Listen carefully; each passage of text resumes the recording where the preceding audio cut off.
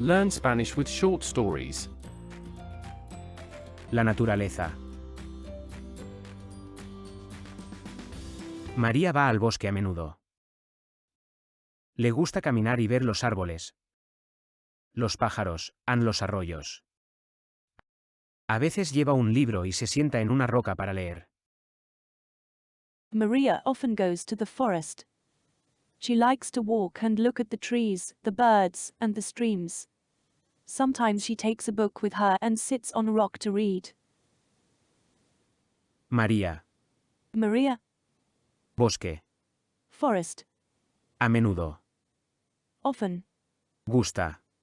likes, Caminar. walk, Árboles. trees, Pájaros. birds, Arroyos. streams. María va al bosque a menudo.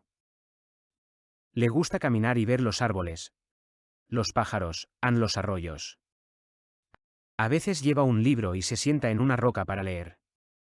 Thanks for watching. If you're having fun and enjoying this video, don't forget to give it a thumbs up and hit the subscribe button for more entertaining lessons like this one.